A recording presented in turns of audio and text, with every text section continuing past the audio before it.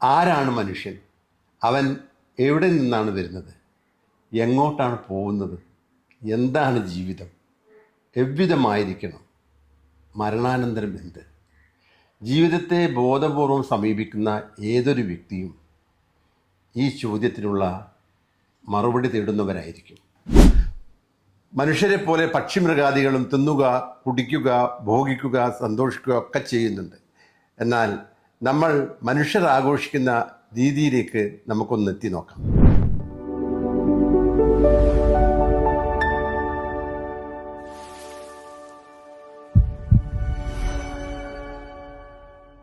നമസ്കാരം, ഞാൻ നിങ്ങളുടെ ചന്തു ബാബുരാജ്. അങ്ങനെ കർക്കിടകം, പഴമക്കാർ പറയുന്നത് പോലെ കള്ള കർക്കിടകം പെയ്ത് ഇറങ്ങി പൊന്നും ചിങ്ങമാസം പുലർന്നു. തിരുവോണ നാളുകൾ സമാഗതമായിരിക്കുകയാണ്. കേരളം തിരുവോണം സമുചിതമായി ആഘോഷിക്കുവാൻ വേണ്ടിയുള്ള എല്ലാവിധ തയ്യാറെടുപ്പുകളും നടക്കുകയാണ്. എല്ലാ സ്ഥലത്തും ആഘോഷമാണ്, ആർപ്പുവിളികളാണ്. ലോകത്തെമ്പാടുമുള്ള മലയാളികൾ ഓണ ആഘോഷത്തിൻ്റെ തിരക്കിലാണ്. എന്നാൽ ഇതിനൊക്കെ കാരണഭൂതനായ ആ ചക്രവർത്തിയുടെ, മഹാബലിയുടെ മഹത്വം പരിപൂർണമായും മനസ്സിലാക്കിയിട്ടില്ല സാംസ്കാരിക കേരളത്തിലെ ജനങ്ങൾ എന്ന് തോന്നുന്നു. അല്ലെങ്കിൽ മഹാബലിയെ ഏത് രീതിയിലാണ് വരും തലമുറയ്ക്ക്, ന്യൂജന്, അവരുടെ കയ്യിലാണ് നമ്മുടെ രാജ്യത്തിൻ്റെ ഭാവി. പുരാണ ഇതിഹാസങ്ങളിൽ പ്രൗഢഗംഭീരനായ ഒരു ചക്രവർത്തിയെ ഇന്ന് കേരളക്കരയിൽ കൊണ്ട് ആടുന്നത് ഏത് രൂപത്തിലാണ്, ഭാവത്തിലാണ്, ഭാഷയിലാണ് എന്ന് ആലോചിക്കുമ്പോൾ സങ്കടം തോന്നും. മഹാബലി എന്ന് പറയുന്നത് യോദ്ധാവാണ്, പ്രൗഢഗംഭീരനായ ഒരു ചക്രവർത്തിയാണ്. തൻ്റെ കരുത്ത് 3 ലോകങ്ങളെയും വിളിച്ചറിയിച്ചിട്ടുള്ള, അവരെയൊക്കെ അത്ഭുത പരതന്ത്രരാക്കിയിട്ടുള്ള ഒരു ഭരണാധികാരി. വിരേചനൻ്റെ പുത്രനാണ് മഹാബലി. അദ്ദേഹത്തെ ഇന്ന് സാംസ്കാരിക കേരളം ഏത് രീതിയിലാണ് വരും തലമുറയ്ക്ക്, ന്യൂജന് കാഴ്ചവെക്കുന്നത്? വയറും ചാടി തീറ്റക്കൊതിയനായി മീശയും പിരിച്ച് ഒരു പനയോലയും പിടിച്ച് നിൽക്കുന്ന ഏതോ ഒരു കാലഘട്ടത്തിൽ ഒരു കാർട്ടൂണിസ്റ്റിൻ്റെ ഭാവനയിൽ രൂപം കൊണ്ട മഹാബലിയെയാണ് വരും തലമുറയ്ക്ക് നമ്മൾ സമ്മാനിക്കാൻ പോകുന്നത്. എന്നാൽ അതല്ല മഹാബലി. മഹാബലിയുടെ മഹത്വം മാർത്താണ്ഡവർമ്മ മഹാരാജാവ് പോലും സാംസ്കാരിക നേതൃത്വത്തോട് സൂചിപ്പിച്ചതാണ് ഒരു കാലത്ത്. പക്ഷേ അതിന് വേണ്ട രീതിയിലുള്ള പ്രതികരണങ്ങൾ എവിടെയും ഉണ്ടായില്ല.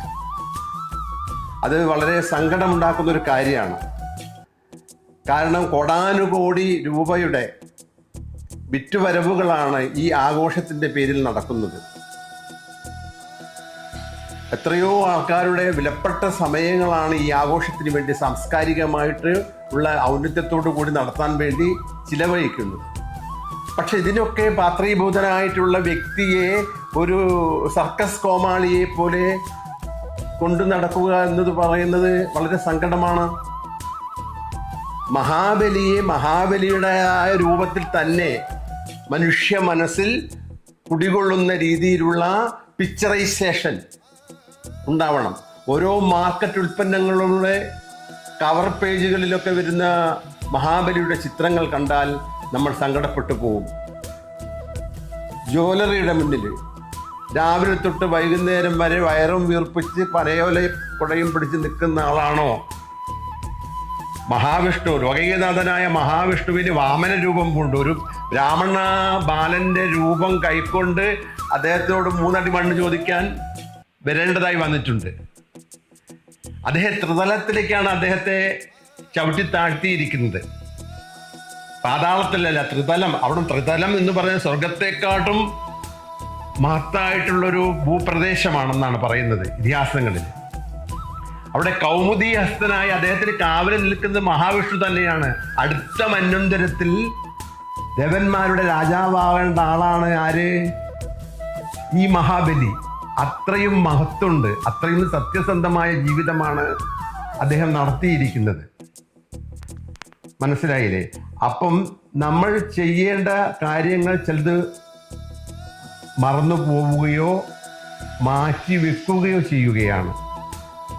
അങ്ങനെ പാടില്ല. അദ്ദേഹം തിരുവോണനാളിൽ എത്തുന്നു എന്നാണ്. തിരുവോണനാളിൽ തൻ്റെ പ്രജകളെ കാണുവാൻ എത്തുന്നു. മഹാബലി നാട് വാണിയിടും കാലം മനുഷ്യരെല്ലാവരും ഒന്നുപോലെ എന്ന വരികളിൽ തന്നെ ആ സോഷ്യലിസം നമുക്ക് കാണാൻ കഴിയും. എല്ലാ മനുഷ്യരെയും ഒരേപോലെ കാണാൻ കഴിവുള്ള ഒരു ഭരണാധികാരി, ചെറിയവരെന്നോ വലിയവരെന്നോ വ്യത്യാസമില്ലാതെ നമ്മുടെ നാട് ഭരിച്ചിരുന്ന ഒരു ചക്രവർത്തി ഉണ്ടായിരുന്നു നമുക്ക് എന്നത് ഇപ്പോഴുള്ള ഭരണാധികാരികൾക്കും വരാൻ പോകുന്ന ഭരണാധികാരികൾക്കും ഒരു മാതൃകയാണ്. പ്രതീകാത്മകമായിട്ടുള്ള ഒരു മാതൃകയാണ് മഹാബലി. ആ മഹാബലിയെ സാംസ്കാരിക കേരളം അതിൻ്റെതായ ഔന്നത്യത്തിലൂടെ നോക്കിക്കാണണം എന്നാണ് ഒരു എളിയ കലാകാരൻ എന്ന രീതിയിൽ എൻ്റെ അഭിപ്രായം. സാംസ്കാരിക വകുപ്പും അതുമായി ബന്ധപ്പെട്ടവരൊക്കെ അതിന് പ്രാധാന്യം കൊടുക്കണം. മഹാബലിയാണ്, മാവേലി അല്ല, മഹാബലി എന്ന് തന്നെ ആ നാമം അറിയപ്പെടണം, അല്ലേ? ഈ ട്രെയിനിന് മാവേലി എക്സ്പ്രസ്, മഹാബലി എക്സ്പ്രസ് ആയിക്കോട്ടെ, എന്താ പരശുരാം എക്സ്പ്രസ് എന്നൊക്കെ പറയുന്നില്ലേ? നേത്ര എക്സ്പ്രസ് അല്ല, നേത്രാവതി തന്നെയാണ് പറയുന്നത്. നമ്മളെ ഈ ഭരണാധികാരിയെ മാത്രം, മഹാബലിയെ മാത്രം ചുരുക്കി മഹാബലി എന്ന ആ ഒരു സങ്കല്പം വരും തലമുറയ്ക്ക് കൊടുക്കാനില്ലാതായി നേരത്തെ പോയിക്കൊണ്ടിരിക്കുകയാണ്. അപ്പൊ ഇനിയെങ്കിലും ഇത്തരം കട്ടൗട്ടറുകളും ഫ്ലക്സുകളും ഒക്കെ എന്താക്കണം, മാറ്റേണ്ട സമയം അതിക്രമിച്ചു കഴിഞ്ഞു എന്നതാണ്. ഈ അതിമനോഹരമായ നാടാണ് നമ്മുടെ നാട്. പ്രകൃതി തന്നെ നമ്മളെ വല്ലാതെ അനുഗ്രഹിച്ചിരിക്കുന്ന ഒരു ഭാഗത്ത് അറബിക്കടൽ, ഒരു ഭാഗത്ത് പശ്ചിമഘട്ടം. അത് മനുഷ്യരുടെ തന്നെ അവരുടെ പ്രവൃത്തി കൊണ്ട് തന്നെ ആ മനോഹരമായ നാട് മലയാളം ചേര ചോള പാണ്ഡ്യന്മാർ മാറി മാറി ഭരിച്ചതുകൊണ്ട് കേരളം ആയി വന്നു. ആ കേരളത്തിലെ ഈ മഹോത്സവം ലോകമെമ്പാടും ജാതിയും മതവും ഒന്നും നോക്കാതെ എല്ലാവരും സമുചിതമായി ആഘോഷിക്കുകയാണ്. അതിന് കാരണക്കാരനായ കടന്നുപോയ ഏതോ കാലത്ത് ഉണ്ടാവാം, നമുക്കറിയില്ല. കോടാനുകോടി വർഷമായി ഈ ലോകമുണ്ടായിട്ട് കോടാനുകോടി വർഷത്തിലേക്ക് ഈ ലോകം സഞ്ചരിക്കും, അല്ലേ? നമുക്കറിയില്ല. ഒരു നിശ്ചയമില്ല ഇതൊന്നിനും. വരും ഓരോ ദശ വന്ന പോലെ പോവും. വിരയുന്നു മനുഷ്യനേതിനോ തിരിയാ ലോകരഹസ്യമാക്കുമേ.